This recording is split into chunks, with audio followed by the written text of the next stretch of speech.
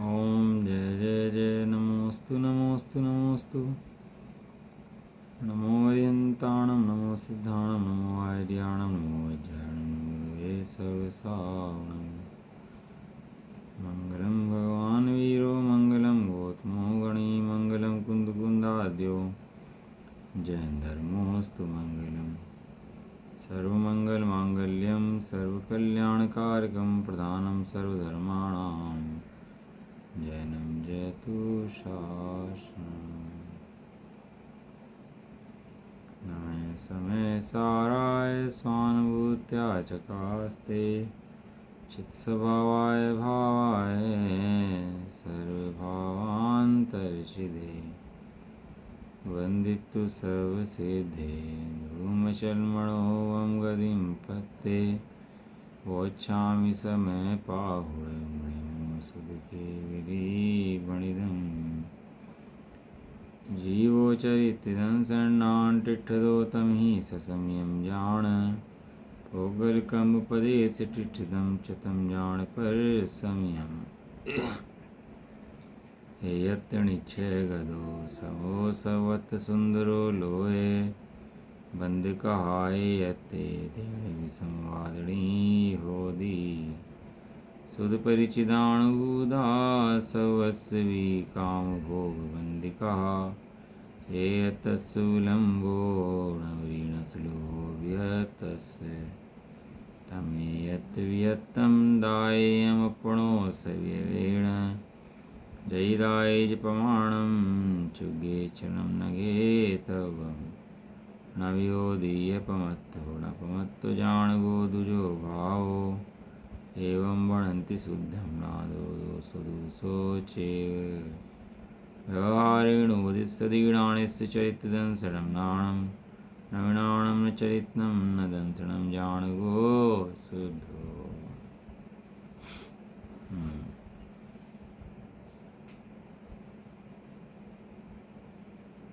शीर्षक साजी ग्रंथ कर्ता कर्म अधिकार गाथा नंबर 141। कल ना जैसे ने की टीका में थोड़ा सा खुलासा कम रह गया था, तो दोबारा एक बार पढ़ रहा हूँ। गाथा नंबर 139-40 की पेज नंबर 347। देखो पढ़ते हैं इसको। उत्थानिका। अब निश्चय से कर्म पुद्गलों से जीव का परिणाम भिन्न है। गाथा की उत्थानिका थी कि कर्म पुद्गल के परिणाम तो अलग हैं और जीव के परिणाम अलग हैं। दोनों के परिणाम बिल्कुल भिन्न भिन्न हैं। एक साथ रहने से परिणाम एक साथ होता है ऐसा नहीं है। आचार्य देव ने वो स्पष्ट कह दिया। दोनों के दोनों कैसे परिणाम कर रहे हैं? जीव का परिणाम अलग और कर्म का परिणाम अलग। राग आदि के रूप जीव का परिणाम अलग और जड़ रूप कर्मों का परिणाम अलग। दोनों मिलकर एक होते नहीं हैं, एक दूसरे का परिणाम कराते नहीं हैं, एक दूसरे रूप होते नहीं हैं। वो कुछ भी कराते ही नहीं है दूसरे कार्य। सब स्वतंत्रता से अपना काम में कार्य करते हैं। तात्पर्य टीका क्या कह रहे हैं इसके अंदर?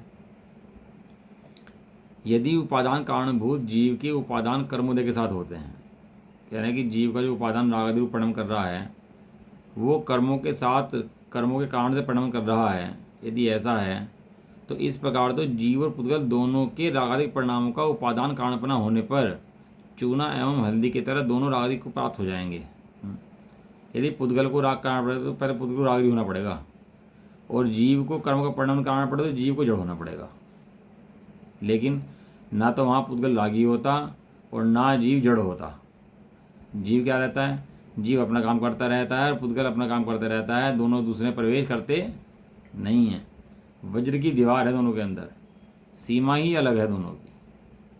भारत है, पाकिस्तान है, सीमा टच तो करती हैं, लेकिन सीमा टच होने पर ही भारत अलग है, पाकिस्तान अलग है कि नहीं है? ऐसा तो नहीं कि भारत का पाकिस्तान के अंदर कोई अंश हो और पाकिस्तान का भारत के अंदर अंश हो, ऐसा तो नहीं है ना। लेकिन सीमा लगती है, तो सीमा लगने से एक हो गया क्या? कि सीमा लगने से एक नहीं होते, उनके लक्षण अलग हैं। रहना सहना खाना पीना अलग है, हमारे लक्षण अलग हैं। हमारा रहना सहना खाना पीना वो अलग है ऐसा। तो पुद्गल द्रव्य और जीव द्रव्य, यदि पुद्गल द्रव्य जीव पुद्गल द्रव्य के कारण परिणाम करे तो पुद्गल को जीव होना पड़ेगा, और जीव पुद्गल को परिणाम कराए तो जीव को पुद्गल हो जाना पड़ेगा ऐसा। और ऐसा होने पर पुद्गल के भी चेतनपन आ जाएगा। ऐसा होने से पुद्गल भी राग रूप प्रणम करने लगेगा, इन खंभों में राग होने लगेगा। देखो नय ना समझे तो सारा अर्थ का अनर्थ कर दे। ये नय जो है ना निकलने की कुंजी है इस मोक्ष मार्ग की। नय क्या है? इस मोक्ष मार्ग निकलने की कुंजी है, चाबी है। इस नय के बिना वस्तु के लिए हो नहीं सकती। और किस नय को कितना समझना और कितना वेट देना ये हमें पता होना चाहिए। हैं? केला ले आते हैं ना केला बाजार से, तो छिलका भी साथ में लाते हैं। लेकिन जिस समय छिलका लाते हैं उस समय पता है ना कि हे क्या है और उपादेय क्या है, या नहीं पता उस समय? जिस समय खरीद रहे हैं उस समय पता है कि नहीं पता है कि हे क्या है उपादेय क्या है? इसे कहते हैं नय। नय के बिना वस्तु की सिद्धि हो ही नहीं सकती। इस मोक्ष मार्ग में प्रवेश करना है तो नयों के अंदर प्रवेश करना पड़ेगा। और नय को चक्र कहा है। नए चक्र में प्रवेश करना भी आना चाहिए और निकलना भी आना चाहिए। घुस जाए और निकलना ना आए तो समस्या है, और घुसना ना आए तो समस्या है। चक्र कहा है इसको, चक्र भयंकर चक्र है। ये पा के निकल जाए तो जीत जाए, और पार ना कर पाए तो इन्हीं के अंदर फंस के इलझ के हिमण को प्राप्त हो जाए। इसलिए नए चक्र कहा है। वहाँ पर पुद्गल होने पर पुद्गल के भी चेतनपन आ जाएगा। यदि पुद्गल जीव को प्रणमन कराएगा तो पुद्गल को चेतनपन आ जाएगा, और जीव पुद्गल को प्रणमन कराएगा तो जीव को चेतनपन आ जाएगा। जीव जड़ जाएगा। क्योंकि दो वस्तुएं न्यारी न्यारी हैं, जीव न्यारा है और पुद्गल न्यारा है। और जड़ है और वो चेतन है। दोनों के दोनों कैसे हैं? न्यारे नारे हैं, एक दूसरे का प्रणमन कराते नहीं हैं। हाँ, यदि प्रणमन कराएं तो एक दूसरे रूप होना पड़ेगा तब प्रणमन करा पाएंगे, नहीं तो नहीं करा पा सकता। सिद्धांत भैया गजब का है। तो कह रहे हैं कि यदि वो पुद्गल की भी चेतनपना प्राप्त हो जाएगा, और वह तो प्रत्यक्ष विरुद्ध है।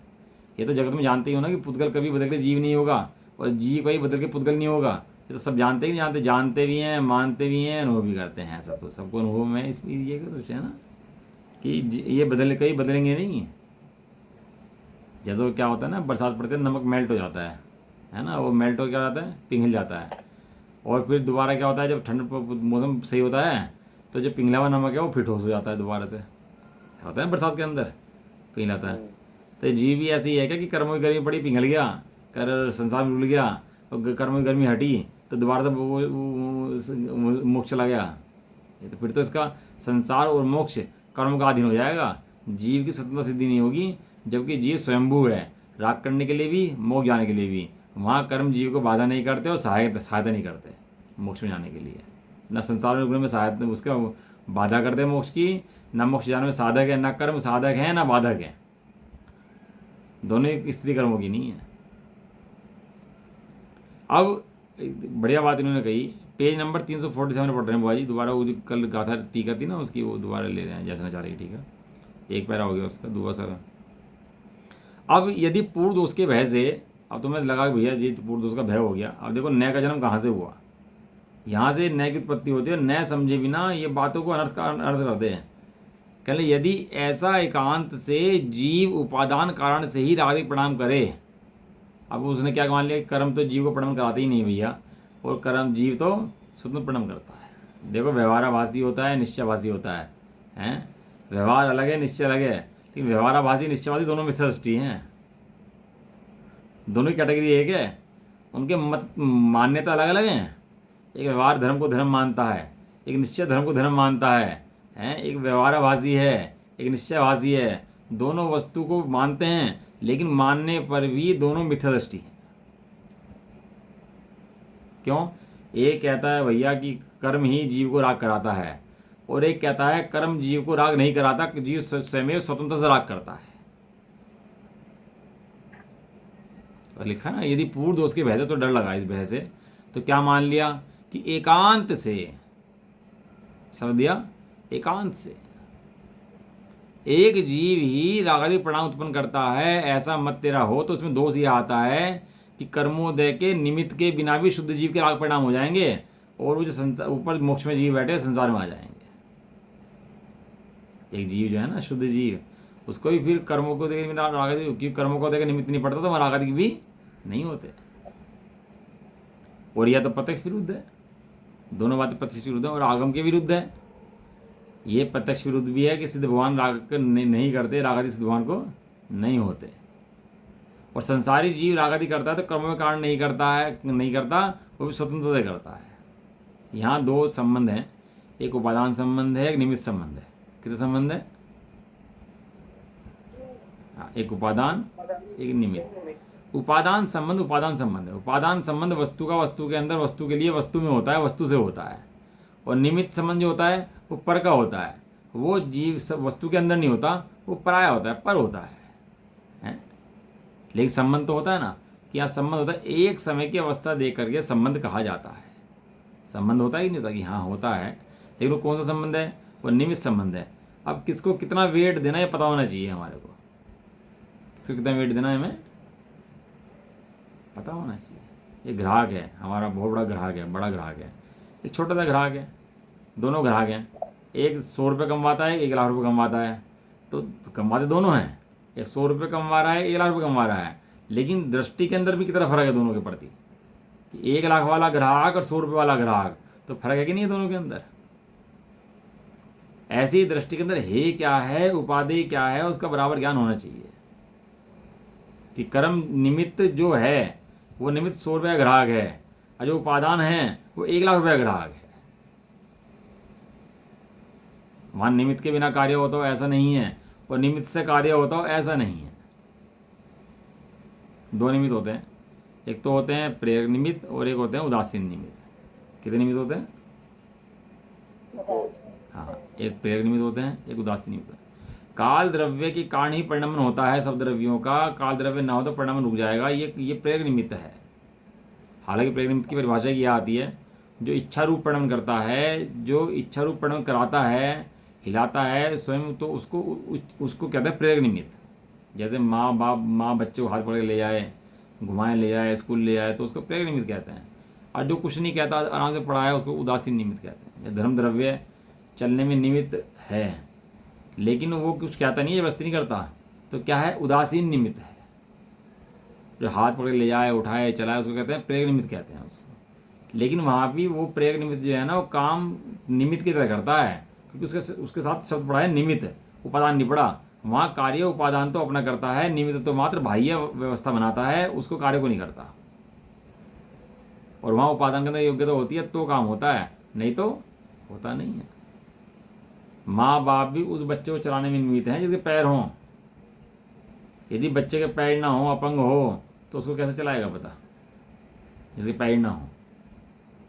तो वहाँ निमित्त भी किसको सहायता कर सकता है? कि जिसकी उपादान के अंदर स्वयं की योग्यता उसको सहायता कर सकता है। यदि उसके अंदर योग्यता नहीं है तो निमित्त वहाँ सहायक नहीं होता। यहाँ कर्मोदय का निमित्त है। कर्मोदय निमित्त कब है? जब जीव रागादि प्रणाम करता है तो कर्मोदय का निमित्त है, और जब जीव रागादि प्रणाम नहीं करता तो कर्मोदय का निमित्त भी वहाँ पर नहीं पड़ता। इसलिए ज्ञानी जीव जो हैं वो कर्मोदय के निमित्त के बिना स्वतंत्र रूप से स्वयं प्रणाम करते हैं, और स्वयंभू हैं, राग करने के लिए भी और ज्ञान करने के लिए भी। लेकिन जब राग करते हैं तो बाहर में कर्म निमित्त होता है, और जब ज्ञान करते हैं तो अंदर में आत्मा निमित्त होता है। तो कह रहे हैं कि ऐसा नहीं है तो कहे कर्मों के निमित्त के बिना प्रणाम करते हैं। कर्मों के निमित्त के बिना प्रणाम करते, कर्मों का निमित्त होता है, लेकिन वेटेज कितना होता है वो तेरी दृष्टि में बराबर होना चाहिए, ऐसा। तो कह रहे कि ऐसा नहीं है कि वो जीव कर्मों के बिना प्रणाम कर जाएगा, वो तो प्रत्यक्ष विरुद्ध है और आगम विरुद्ध भी है। और दूसरा कथन यह है कि उपादान कारणभूत एक जीव के रागादिक परिणाम कर्म रूप उपादान के हेतु के बिना होते हों तो यह सर्वसम्मत स्वीकार्य ही है? इसमें शब्द दिया कि कर्म रूप उपादान के बिना होते हों। जीव के रागादिक परिणाम जो है ना, वो जीव के स्वयं से होते हैं। कर्म रूप उपादान उसके अंदर निमित्त नहीं पड़ता, उपादान से नहीं पड़ता, निमित्त से पड़ता है। उपादान से पड़ेगा तो काम खराब हो जाएगा, उपादान से पड़ेगा तो कर्मों को जीव होना पड़ेगा। लेकिन ऐसा 3 काल में संभव नहीं है। ये सर्वज्ञ देव का वचन है, सर्वज्ञ देव का वचन है। यही है शासन, जिन वचन ही है शासन है। कि जिन वचन क्या है कि एक द्रव्य दूसरे द्रव्य रूप 3 काल में परिणमन नहीं करेगा, निमित्त हो सकता है, लेकिन उस रूप परिणमन करने का तो उसके अंदर अभाव है। वस्तु परिणमन करके एक दूसरी वस्तु रूप कभी भी 3 काल में नहीं होगी, यह नियम है, शाश्वत नियम है। और कह रहे हैं कि रागादि परिणाम के बिना, उपादान के बिना होते हैं, तो ठीक बात है, ये तो स्वीकार्य है, हमें भी कोई दिक्कत नहीं है। लेकिन तू जो दोनों बातों को अलग अलग मानता है ना, कि कर्मों के उदय के बिना होते हैं, कर्मों के उदय से होते हैं, और नए नहीं लगाता, तो सर्वथा मान लेता है, तो वहाँ पर समस्या आ जाती है। और कुछ कहते हैं कि जीव अनुपचरित असद्भुत व्यवहार नए से द्रव्य कर्मों करता है और अशुद्ध निश्चय नए से रागादिक भाव करता है। देखो, जीव द्रव्य कर्मों करता है, कर्मों करता जीव कहते हैं ना। गाथा पढ़ो द्रव्य संग्रह की, कौन सी है कर्ता की, पढ़ो फटाफट गाथा पढ़ो। नहीं याद? हाँ हाँ, पुग्गलिकमादीणम,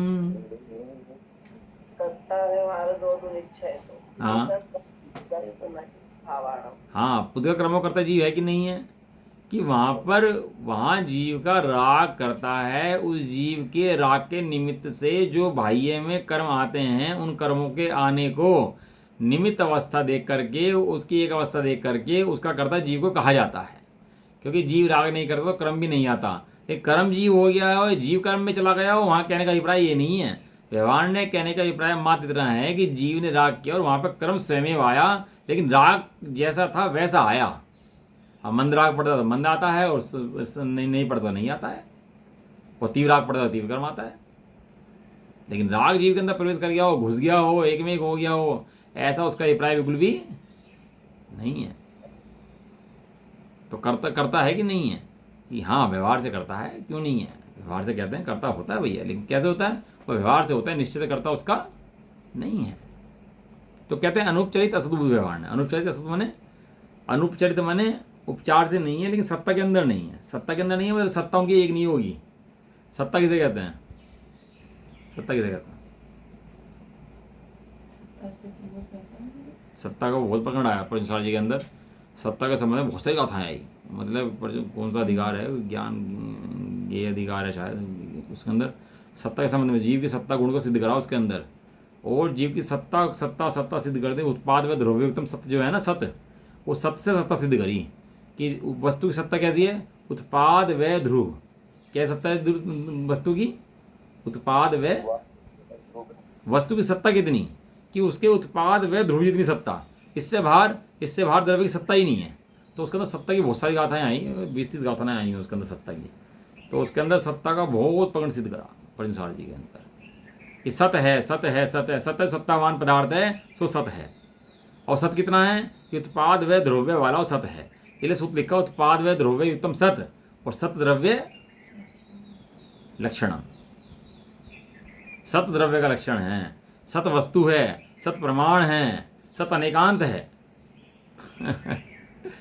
और फिर उसमें से वो उत्पाद व ध्रुव्य में से ना ध्रुव अलग करना, उत्पाद व अलग करना, ये एकांत है, ये सम्यक एकांत है, मिथ्या एकांत नहीं है। ये कौन सा एकांत है? भारी तो नहीं पड़ता? भारी पड़ जाएगा। तो वस्तु पर आए, किस पे आए? सत्ता पर आए, सत्तावान वस्तु पर आए। सत्तावान वस्तु के अंदर 3 भेद करें। 3 भेद कौन से करे? उत्पाद व ध्रुव के। और उस वस्तु के अंदर जो उत्पाद व को अलग देखा, ध्रुव को अलग देखा, तो ध्रुव पर दृष्टि गई, तो ध्रुव पर दृष्टि जाते ही इसका नाम है सम्यक एकांत। तो उससे ध्रुव का जन्म होता है और ध्रुव की दृष्टि का जन्म होता है उससे। ध्रुव तो 3 काल में ध्रुव है, ध्रुव तो 3 काल में ध्रुव है। तो ऐसे ही इसके अंदर कहा कि अनुपचरित असद्भुत व्यवहार ने से। असद्भुत माने वो सत्ता में नहीं है, उसकी सत्ता न्यारी है और उसकी सत्ता न्यारी है, लेकिन एक रूप अवस्था देख करके, दोनों का एक कार्य देख करके व्यवहार से कहा जाता है कि इसका कर्ता ये जीव है, लेकिन वास्तव में जीव उसका कर्म करता नहीं है। और अशुद्ध निश्चय ऐसे राग का करता है। जीव ने क्या करा? वहाँ पर कर्म को नहीं बुलाया जीव ने क्या करा? राग को बुलाया। देखो, जो जीव जेल वेल जाते हैं ना, तो जेल चले जाते हैं तो क्यों जाते हैं? जेल ने बुलाया उनको, उसने कह दिन जज ने जबरदस्ती सजा सुना दी उनको, जेलर ने जबरदस्ती पकड़ लिया। क्यों हुआ सब काम? ये क्यों हुआ सब काम? उसने अपराध करा। उस अपराध ना करता तो ना बनता। अपराध करा तो सारा जेल कोर्ट कचहरी सब समस्याएं हुई कि नहीं हुई? तो क्यों हुई? उसके अपराध के कारण। अब ये जेल में बंद है, तो जेल में बंद कहने का मतलब क्या हुआ कि इसने अपराध किया है। वहाँ जेल को दोष नहीं दिखा रहे। जब कहते हैं जीव जेल में बंद है तो अपराधी जेल नहीं है। अपराधी कौन है? अपराधी वो व्यक्ति है जिसने अपराध किया है। ऐसे ही यहाँ पर जीव कर्मों का करता है तो वहाँ कर्मों करता दिखाते, वहाँ कहते हैं जीव ने राग का अपराध किया है। तो जीव ने राग का अपराध किया है तो 12वें से जेल में बंद आता है, ऐसे ही कर्मों की जेल में बनता है। इसका नाम अपराध है। वहाँ उसको समझना पड़ेगा, ऐसा नहीं कि कुछ भी मतलब क्या चल जाए। वहाँ जेल भेल सब किस जो जो अपराधी ना हो, जो वो निशंक रहते हैं, जेल हैं सब हैं, तो हमें क्या दिक्कत है? जेल रहें। जो अपराध नहीं करता उसको दिक्कत है क्या? और दिल्ली में जेल है तो हमें कोई समस्या है? और जिसने अपराध कर रखा हो, जिसे केस मुकदमे चल रहे हों हैं, और जिसे डर हो कल जेल में जाने वाला है, उसे उससे पूरी समस्या है। क्यों? कि अपराध किया है इसलिए समस्या है। अपराध नहीं है भैया। इसलिए अशुद्ध निश्चय ऐसे जीव उस राग का करता होता है। सेठ जी के पास 3rd क्लास का टिकट था, वो ट्रेन लेट थी, तो उनसे कहा कि आप इंजॉय कर लो। कहने लगा कहाँ की? 1st क्लास की वेटिंग है, इसमें इंजॉय कर लो आप। तो बोले अरे टिकट में 3rd क्लास की इंजॉय करूँ 1st क्लास में, ये तो अपराध है। कहने लगा ऐसे कैसे हो सकता है? हम जीव जैनी पढ़ते हैं समय सार, पर इतना मोटा मोटा अपराध करें? कहने लगा ये अपराध हमसे नहीं होगा, बैठ के बाहर इंजॉय करिए।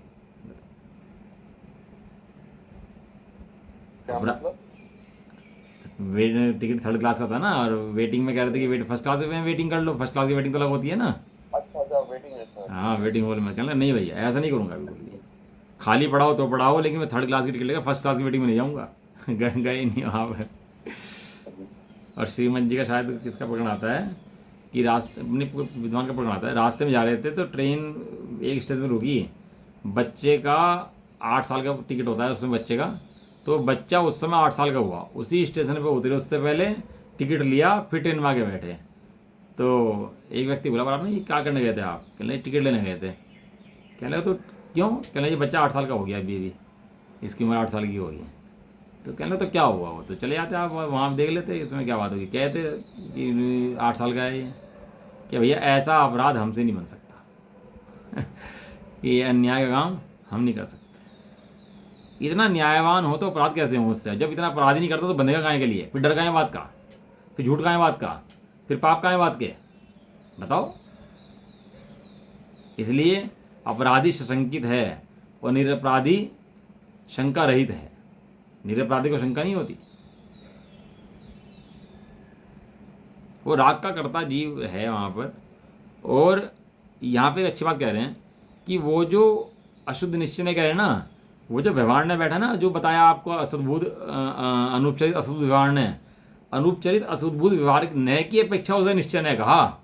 यहाँ कह रहे हैं ना अशुद्ध निश्चय ने जो कहा है वो द्रव्य कर्मों के विषय की अपेक्षा कहा है, लेकिन शुद्धात्म द्रव्य की अपेक्षा कहो, शुद्धात्मा की तरफ रखो, तो अशुद्ध निश्चय ने जो है वो भी व्यवहार है, वो भी निश्चय नहीं है। निश्चय नाम क्यों दिया उसको? उसको तो व्यवहार की अपेक्षा निश्चय नाम दिया। वास्तव में निश्चय नहीं है। वो निश्चय ने भी बड़े की अपेक्षा क्या है? व्यवहार ने है। इसलिए हे है। क्या है? हे है। और शुद्धात्मा ही परम उपादेय है। शुद्धात्मा क्या है? परम उपादेय। देखो गलती ना दिखे तो काम न बने, और गलती ही दिखती रहे तो काम न बने। गलती का ज्ञान किस लिए होता है? गलती कर देखने के लिए कि गलती का भाव करने के लिए? दोष का ज्ञान होता है दोष का भाव करने के लिए। दोष का ज्ञान ही करता रहे खाली बैठा हुआ और दोष का भाव ना करे तो उससे तो बात बनती नहीं ना भाई।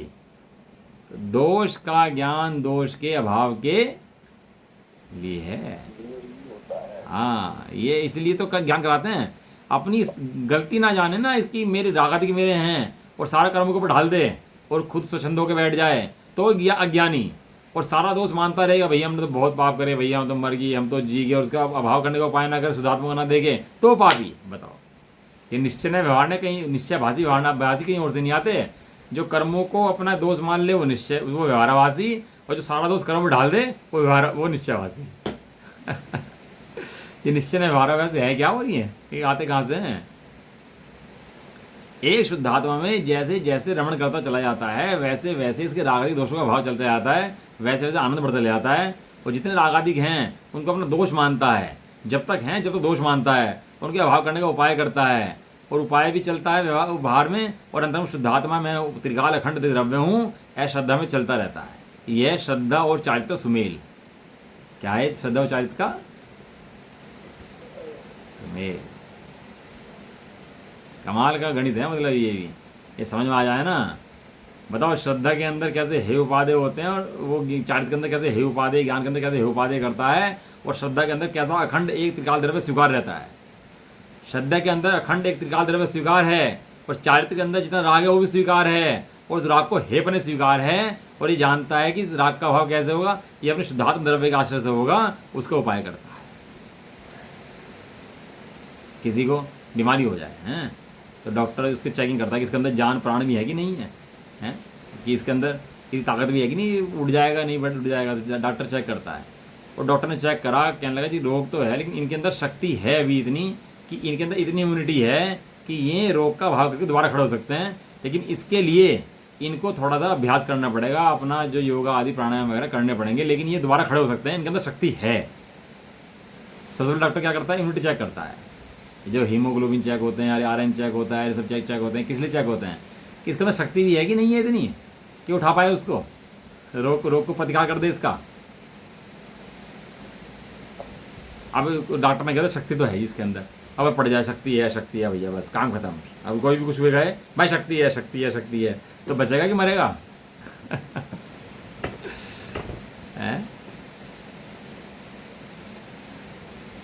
अस्पताल जाएगा, सामान घट जाएगा। नहीं तो इलाज उसी का संभव है। हाँ, शक्ति है तो इलाज है, लेकिन शक्ति ना हो तो इलाज नहीं है, और मात्र शक्ति को मान के इलाज ना करे तो इलाज नहीं है। दोनों बातें हैं। वहाँ शक्ति का स्वीकार भी है, और शक्ति के आधार से ही इलाज होगा, ये बात भी स्वीकार है। और इलाज करता है, सही होता है, आनंद बढ़ता है, इलाज होता है, सही होता है, आनंद बढ़ता है, इलाज होता है, सही होता है, आनंद बढ़ता है। ये शक्ति की श्रद्धा है, इसका नाम जो है सम्यक दर्शन, और बारंबार जो बढ़ना है उसका नाम सम्यक चारित्र। इतना गणित है इन दोनों का। बहुत भैया सुंदर गणित है। तो थोड़ा सा मेरा कल रह गया था खुलासा करना इसका, तो मैंने इसका खुलासा आज कर दिया, और गाथा पढ़ लेते हैं अगली कि अब यहाँ नए विभाग से कहते हैं, इसलिए नए विभाग का जन्म भैया बहुत जरूरी है। नए विभाग ना हो तो मोक्ष मार्ग का जन्म कभी हो सकता नहीं। जैसे माँ बाप से पुत्र की या पुत्री की उत्पत्ति होती है, ऐसे ही निश्चय व्यवहार से मोक्ष मार्ग की उत्पत्ति होती है। क्या कहा?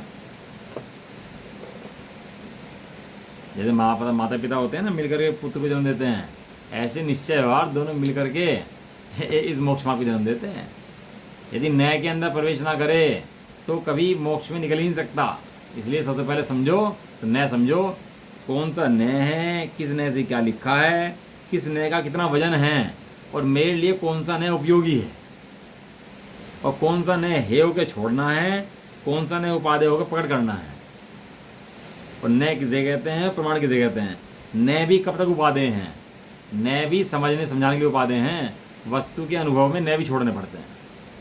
अभी आएंगे 20 कलश इसके बाद गाथा आई ना 142 नंबर की, तो उसके बाद आचार्य अमरचंद्र ने 20 कलश लिखे इसी बात के कि अब सब न्याय को छोड़ दो, सब न्याय के पक्षपात छोड़ दो। मुझे एक बात समझ नहीं आती, जब निश्चय से ही मोक्ष है और निश्चय से ही मोक्ष होना, अब न्याय के चक्कर में उलझ के तो आदमी न्याय अभी न्याय के चक्कर में उलझ नहीं रहे, न्याय तो सुलझने का उपाय है। आप पहले तो मुझे तो ये बात अब तक क्लियर नहीं हो रही कि न्याय उलझाने के लिए रखा हुआ है या सुलझाने के लिए रखा। हाँ, न्याय सुलझाने, न्याय ना हो तो मोक्ष मार्ग का ताला लग जाएगा, बंद हो जाएगा मोक्ष मार्ग। मुझे तो ये लग रहा है कि न्याय उलझाने के लिए रखा हुआ है। आचार्य को देखो, सुनो, आचार्य को ना आत्मा का अनुभव था, पूरे वे तो थे अनुभव कि पूरे धनी थे, अभी जानते भी तो न्याय हे है, न्याय की जरूरत नहीं है, और फिर भी न्याय लिखे।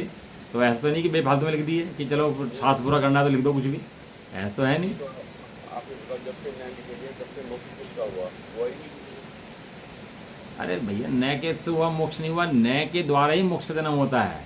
न्याय के जब, ये आज की बात नहीं है, ये अनादि काल से जितने तीर्थंकर हुए उन सब की बात है, जब से चल रहा है मोक्ष मार्ग, ये आज का नहीं है, और ये न्याय आज के नहीं है, अनादि काल से इन्हीं न्याय के द्वारा मोक्ष मार्ग होता है।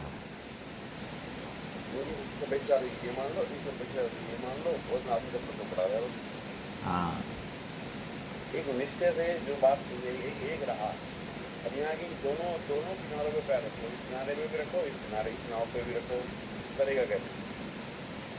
आएगा, समझ में आएगा, धीरे धीरे समझ में आएगा, समय लगेगा, अभी अभ्यास करना पड़ेगा। अभी करो, थोड़ा अभ्यास करो, समझ में आएगा। अभी श्रद्धा चार्ज पे काम करो तो समझ में आ जाएगा। अब यहाँ नए विभाग से कहते हैं कि आत्मा में कर्म बद स्पष्ट है या अबद स्पष्ट है। ये आत्मा हमें तो बता दो भैया, कर्म बंधे हैं कि नहीं बंधे हैं, ये बता दो हमारे को। तो गाथा पढ़ लेते हैं। गाथा नंबर इसकी, पेज नंबर है इसका 348।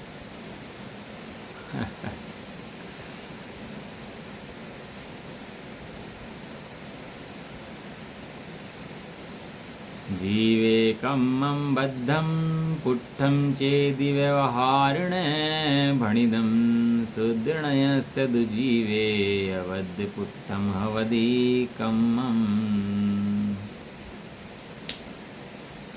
है कर्म जीव में बद स्पष्ट जो कथन ये व्यवहार का, पद स्पष्ट ना जी कर्म जीव में कथन है न शुद्ध का। आत्मा में कर्म बंधे या नहीं बंधे, इसकी बात बताए। देखो हम अकाउंटेंसी करते हैं ना, सीए करते हैं, तो उसका बेसिक फार्मूला होता है डेबिट और क्रेडिट, दो ही तो चीज़ें हैं। क्या चीज़ें हैं? डेबिट और क्रेडिट। वहाँ जो कॉमर्स लेता है पहली क्लास में ही पढ़ा देते हैं उसको डेबिट क्रेडिट। और अकाउंटिंग है भी इतनी, इससे फालतू अकाउंटिंग है भी नहीं। आया नाम करो, गया जमा करो, हैं लिया हुआ नाम लिखो, गया हुआ जमा करो, खर्चों का नाम कर दो, इनकम को जमा कर दो। तीन ही फार्मूले हैं पूरे अकाउंटिंग हो सकते, तीन ही फार्मूले हैं, इसके अलावा कोई फार्मूला नहीं है। बताओ इसके बाद कोई फार्मूला हो तो मूल मंत्र है। मूल तो फिर ये सी काय बुलाते हैं, इतना पढ़ा तो दिया 9वीं क्लास में 3 मंत्र, काय को इतना सी के चक्कर में पढ़ रही, पढ़ाने लग रही। हो तो गया क्लियर, 3 चीज़ें तो हैं, बस इसके अलावा करना क्या है, हो गया क्लियर बात, बस हो खत्म करो, चैप्टर क्लोज करो, रखो किताब उठा के, हो तो गई। काय को मंडे पड़े इतने इतने मुल्ले लेके, क्या रह गया इसके अंदर, हो तो गया क्लियर। उसमें करना क्या है, वहाँ क्वेश्चन नहीं आता दिमाग में, कहने लगा जी ऐसी बात है। वहाँ तो फुल दिमाग लगाते हैं आगे तक भी, किताबों में से किताबों में से उसकी टीकाएँ ले, व्याख्याएँ ले, ये ले वो ले, पूरा पूरा मंत्र निकाल करके उसकी कितने कितने पढ़ाई करता है, वो कितने दिन रात एक कर देता है उसके लिए, बताओ। और यहाँ पर हम स्वाध्याय में बात चलती है नए की, तो हमें ऐसा लगता है कि पता नहीं क्यों पढ़ा रहे हैं हमारे को नए, और हम तो बस एक चीज़ फार्मूला समझ लिया हमने, तो बेसिक फार्मूला छुट्टी। बेसिक फार्मूले के बाद भी उसका प्रयोग कितना है ये देखो। और आचार्य देव इतनी मेहनत जंगलों में बैठ करते हैं, वो ऐसे नहीं करते। वो भी कह थे, एक गाथा में कह दिया था ना, जीव जुदा पुद्गल जुदा, बस बात खत्म हो गई थी ना, बस सारा धर्म वही करते थे। वो छुट्टी अपना मजे लो अपने, इसके अलावा तो शास्त्र में जोड़ती कुछ नहीं थी। इतने सात रचनाएं, टीकाएँ, करना नियोग, चढ़ना नियोग, तो जोड़ती कुछ नहीं पड़ती नहीं लिखने की तो। लेकिन इतना काम करके गए भाई साहब, किसके लिए कर गए, थोड़ा हमें विचार करना चाहिए बात होगा। शास्त्रों में भ्रम नहीं है, आचार्य को भ्रम नहीं है, भ्रम हमारे यहाँ पर है। उनका भ्रम दूर नहीं करना, हमें यहाँ का भ्रम दूर करना होगा।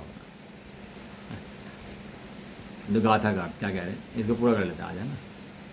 जीव में कर्म बंधा हुआ है तथा स्पर्शित है, ऐसा व्यवहार नय कथन है। और जीव में कर्म अबद्ध और स्पर्शित है, ऐसा शुद्ध नय कथन है। ये जो आप क्वेश्चन है, इसका जवाब आचार्य देव 20 कलश के अंदर देंगे। आचार्य देव ने भी दिमाग में आया, कहने लगा इस तरह व्यवहार निश्चय की बातें करते रहेंगे तो फिर मोक्ष मार्ग कैसे होगा।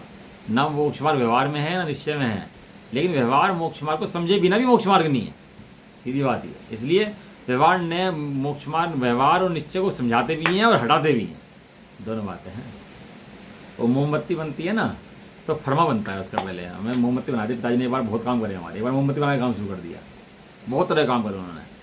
तो मोमबत्ती बनाते करते क्या है, एक फरमा आता है उसका, तो फरमा लगाते हैं, खांचा लगाते हैं, और तो मोम डालते हैं ऊपर से। तो मोम डालते से क्या होता है, उस फरमे के अंदर क्या बन जाती है, मोमबत्ती बन जाती है, और मोम जम जाता है। अब मोम जमने के बाद खांचा लगा रहता है कि हटता है वहां से, खांचा लगा रहे तो मोमबत्ती अलग नहीं होगी, खांचा ना लगाए तो मोमबत्ती बनेगी। हाँ, ये निश्चय व्यवहार खांचा है। खांचा है भाई साहब, खांचा ना हो तो मोमबत्ती ना बने, और खांचे में अटक जाए तो मोमबत्ती ना बने, ऐसा। इसलिए लगना भी जरूरी और हटना भी जरूरी। ये शटरिंग करते हैं ना, मकान की शटरिंग कर देते हैं, लगा देते हैं, और शटरिंग के ऊपर लेंटर घेर देते हैं। अब शटरिंग करी और लेंटर घेर दिया, तो शटरिंग लगा दी जाती है, हटा देते हैं उसको, लगी रहती है। यार इतनी काम आई भाई साहब, इसके में लेंटर कैसे पड़ता, ये तो जरूर बहुत जरूरी है। इसने इतना उपकार करा इसने लेंटर के ऊपर, तुम ऐसे कैसे क्रूर हो सकते हो, इसको हटा दोगे तुम, कैसे ऐसे क्रूरता है भाई साहब, इसका बहुत उपकार है, हम नहीं हटने देंगे इसको। नारेबाजी, हम नहीं हटने देंगे, हैं, और वहाँ शटरिंग लगी रहेगी, तो बताओ वो दुख देगी कि सुख देगी?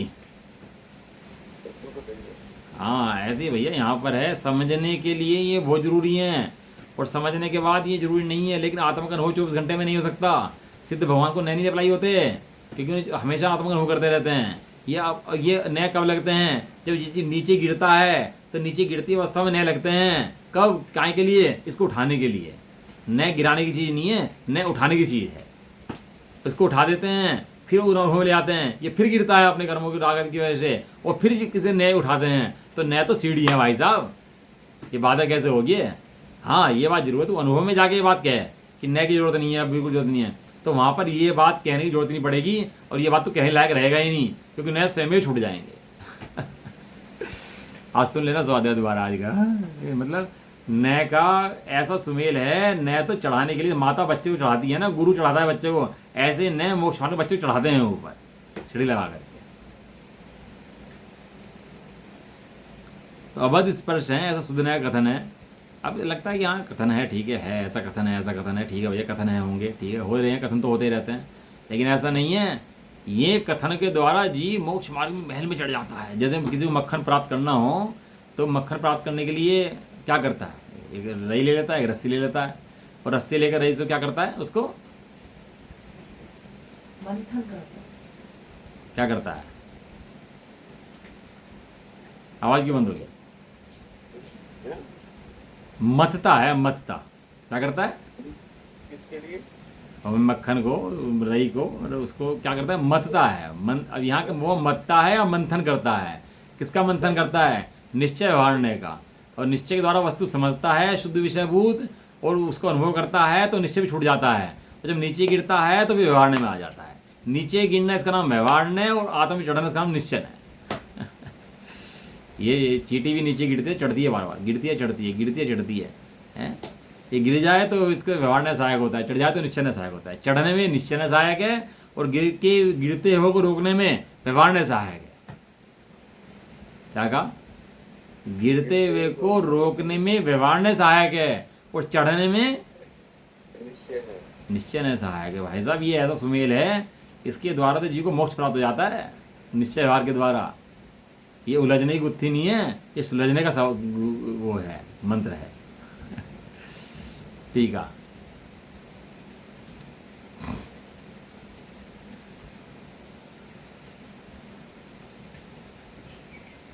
जीव को और पुद्गल कर्म को एक बंद पर्याय पढ़ने से देखने पर उसमें उस काल में भिन्नता का अभाव है। वे दोनों एक साथ रहते हैं ना, एक काल में एक साथ में रहते हैं। इसलिए जीव में कर्म बद्ध स्पष्ट हैं, ऐसा व्यवहारने का पक्ष है। दूध या दूध में 1 किलो दूध में 1 किलो पानी मिला के दे दिया, हैं? दूध कितना हो गया? 2 किलो। दूध 2 किलो हो गया, बहुत बढ़िया। नहीं, 1 किलो दूध में 1 किलो पानी मिलाया तो 2 किलो नहीं होगा। दूध 2 किलो हो गया। नहीं, दूध व्यवहार में है ना 2 किलो। व्यवहारने से अच्छा तो पैसे दोगे? कल को 1 किलो में 5 किलो पानी मिला दे तो पैसे दोगे 5 किलो के उसको? व्यवहारने से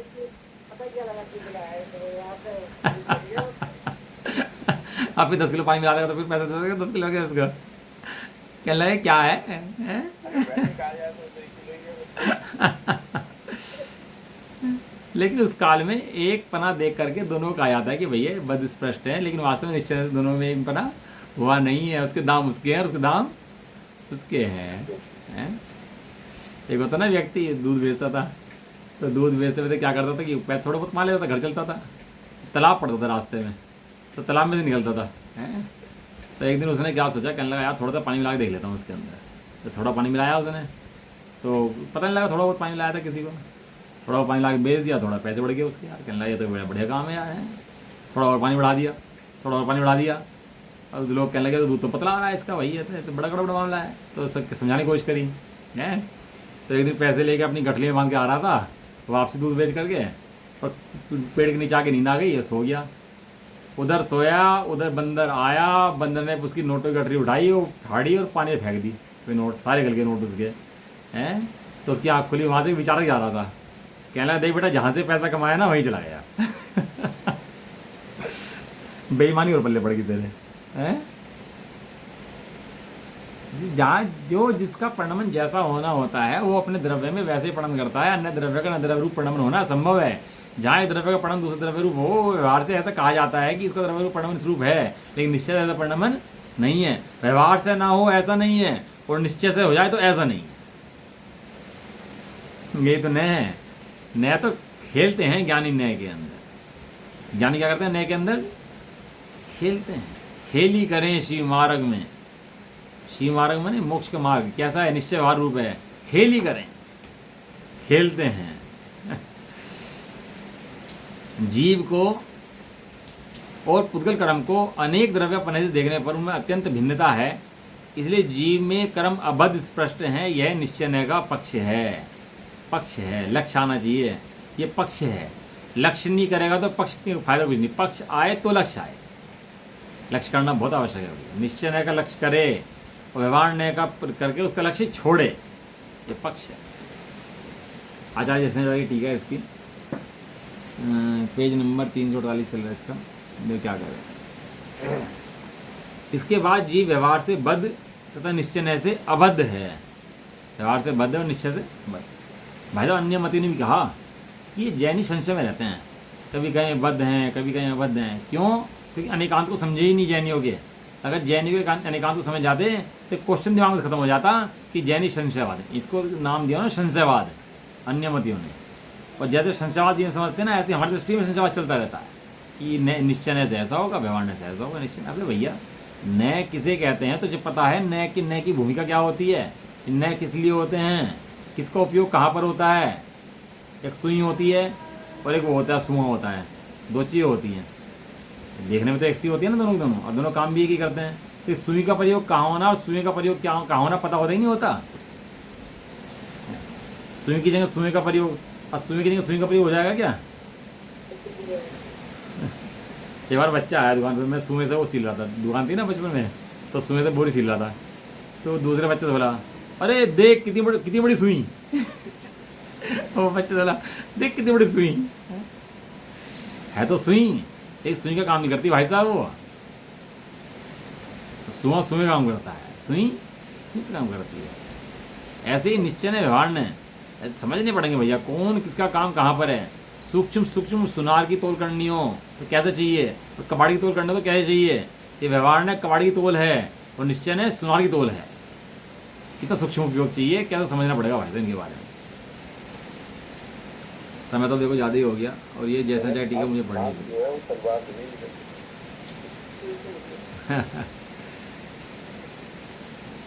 अब ये कल ही पढ़ लें, कैसे करेंगे इसको। देखो फिर से कल पढ़ेंगे इसको, है ना कि अभी। हाँ कोई जल्दबाजी नहीं, आराम से। ये बड़ा जैसे पैर होते हैं, दो पैर हैं। दो पैर क्या हैं? चलने में साके। एक पैर बढ़ता है, दूसरा बढ़ता है, तीसरा बढ़ता है, ये बढ़ता है, तो क्या होता है? उससे मंजिल प्राप्त हो जाती है। ऐसे निश्चय व्यवहार मोक्ष मार्ग के दो पैर हैं। ये चलता है, ये चलता है, ये चलता है, ये चलता है। जब गिरता है तो व्यवहार संभालता है, जब चढ़ता है तो निश्चय उठाता है। और इस तरह ही मोक्ष मार्ग चल जाता है। नीचे गिरता है तो रुकता है, व्यवहार ने रोक देता है इसको, फिर निश्चय ने चढ़ा देता है। गिरता रहता है, उठता रहता है, गिरता रहता है, उठता रहता है। समय उसमें लिखा बनारस दास जी ने कि जैसे कुम्हार की संडासी होती है ना, कभी आग में, कभी पानी में, कभी आग में, कभी पानी में होती है। संडासी उसकी नहीं होती है। और क्या रहती है? कभी आग में जाए, और आग में जब गर्म हो जाता है कहाँ डुबाता है इसको, फिर पानी में डुबो दे, फिर पानी में से डुबो कर फिर आग में लगा दे। तो ऐसे ही इसका जो ज्ञानी जी का चलता रहता है ऐसा सारे दिन। व्यवहार में आता है, फिर चिंतन करता है, फिर विज्ञान करता है, फिर आत्मअनुभव कर लेता है, फिर आनंद हो जाता है, फिर गिर पड़ता है, फिर नीचे आ जाता है, फिर दोबारा चढ़ता है। ऐसे ही ये निश्चय व्यवहार से ऐसे चलता है। ये तो मोक्ष मार्ग है भैया, और क्या है, इसके अलावा कुछ नहीं है। चलो, निज निधि निज में बताई यह अनंत प्रकार है।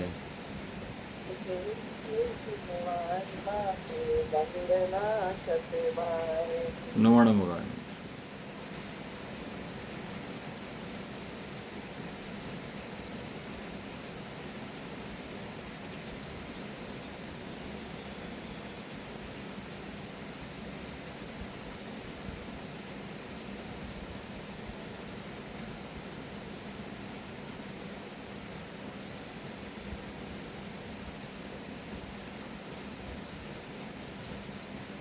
जय ब्रजवासिनी माता की, जय हो। महान जैन धर्म की। जय हो। और ना इसमें स्वामी जी का उपकार बहुत रहा भैया न्याय को समझाने में, जो न्याय को खुलासा करा, हे उपाधि बताया, कौन सा काम को, ये सब स्वामी जी ने गजब ढाया है। नहीं तो पता ही नहीं थी कि निश्चय क्या, व्यवहार क्या समझना, कुछ नहीं पता था। सब ढोल गोबर रखा था। स्वामी जी ने तो स्पष्ट कर दिया अलग अलग सबको, न्याय को एकदम बिल्कुल मोक्षमार्ग खोल दिया वास्तव। चलो एक साथ बोलिए जय जिनेन्द्र, जय जय जय।